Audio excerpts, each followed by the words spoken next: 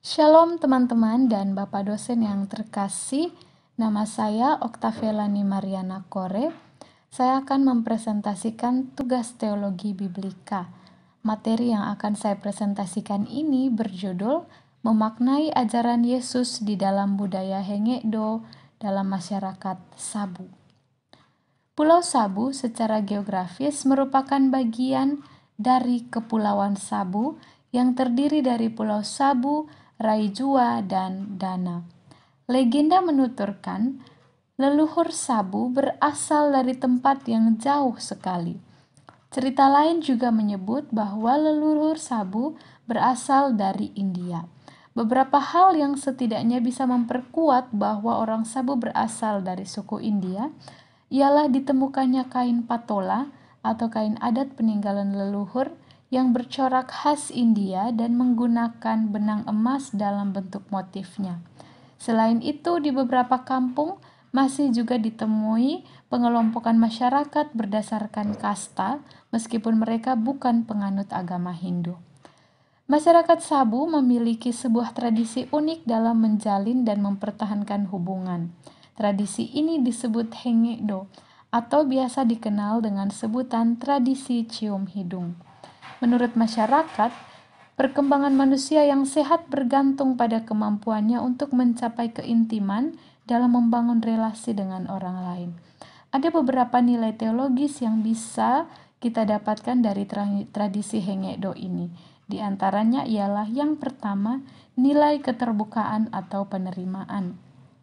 Tradisi ini menggambarkan nilai keterbukaan, penerimaan, dan inklusivisme terhadap semua golongan tanpa memandang jenis kelamin, suku, ras, agama, status, usia, serta strata sosial. Nilai keterbukaan ini bisa kita lihat juga di dalam diri Yesus Kristus. Ketika ia datang ke dunia dan melakukan pelayanan, ia tidak pernah memilih golongan, suku atau ras mana yang ia layani. Ia terbuka kepada siapa saja, ia menerima siapa saja yang hendak mengikutinya. Ia menunjukkan bahwa keterbukaan dan penerimaan itu penting. Sebab itu, pelayanan Kristus bersifat universal. Yang kedua, nilai kejujuran dan ketulusan. Filosofi dari tradisi Hengekdo adalah hidung menggambarkan kehidupan, mata menggambarkan kejujuran dan ketulusan, tangan menggambarkan relasi harmonis yang dirajut kembali atau dipertahankan.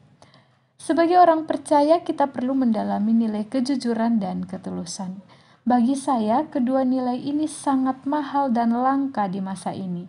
Karena banyak orang cenderung membangun relasi dengan motivasi-motivasi tertentu, sehingga terkesan tidak jujur dan tulus.